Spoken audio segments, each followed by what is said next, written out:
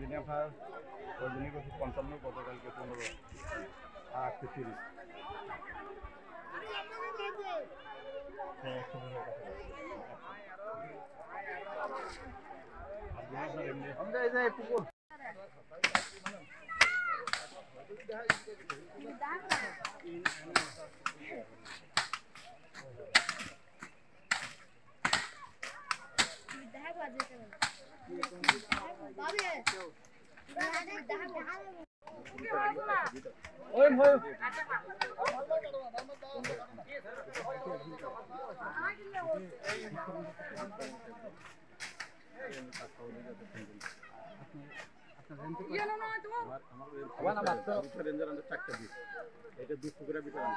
প্রায় 55 একর জায়গা দখলে ছিল, এগুলো আমাদের নিজের দখলে নিয়ে আসছি।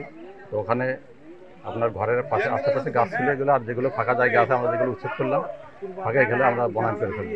2টো পুকুর আমরা অবমুক্ত করি এবং 28/8/24 তারিখ এখানে আপনার বড় আকার একটা মালটা বাগান ছিল, এখানে আনুমানিক প্রায় 30 একর জায়গা এবং সাথে একটা পুকুর।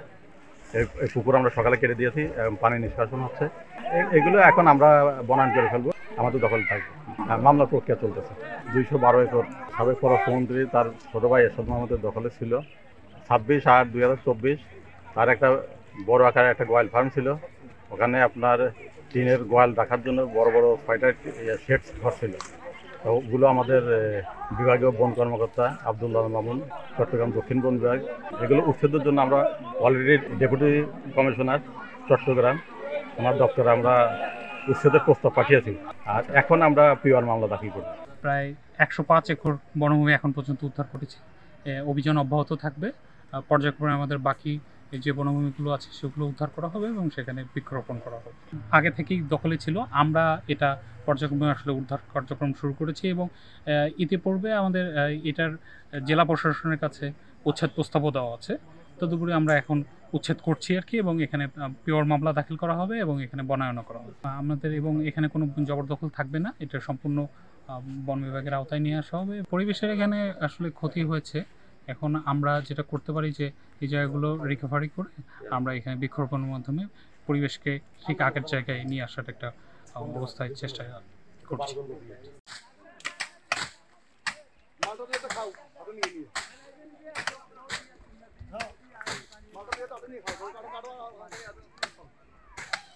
এই ঘুরে এসন না হাসান মাহমুদের ভাই এরশাদ মাহমুদ আমাদের গরিব দুঃখের উপর অনেক অত্যাচার নির্যাতন চালাইছেন, কারণ ওদের বইয়ে আমরা এখানে আসতে পারতাম। আমাদের এই যে পাহাড় দেখতেছেন, এখানে আমাদের গরু ছাগল কিছু উঠতে পারতাম না। এক একটা নিয়ে আমাদের কাছ থেকে 1000 টাকা 2000 টাকা আদায় করতে।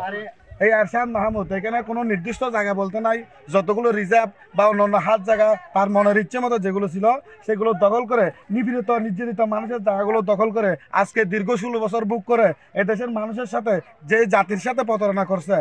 এখানে মাছের প্রজেক্ট, যেখানে গাছ রোপণ করা দরকার এবং বিভিন্ন গাছগুলো এখানে যেগুলো এই যে অন্যান্য জায়গায় সেগুন গাছ বা যেগুলো গাছ ছিল বন জঙ্গলে, এগুলো সব তার দখলে ছিল। হাসান মাহমুদের শুধু নাম দিয়ে এখানে যারা প্রভাবশালী লোক ছিল এরা পর্যন্ত আমাদেরকে বাড়ি ঘরে থাকতে দেয় নাই। 23 দিন 21 দিন না 22 দিন কি ছিল সংগ্রাম ছিল, এই সংগ্রাম মধ্যে চালাতে আমরা বাড়িতে ছিলাম না, বাড়িতে থাকতে পারিনি। 1 ঘন্টার জন্য একটা চা খাওয়ার জন্য দোকানে আমরা আসতে পারি নাই, এমনভাবে আমাদেরকে নির্যাতিত করেছে। দিনে আপনার ওই দিনই করছি 55, গতকালকে 15 আর আজকে 30।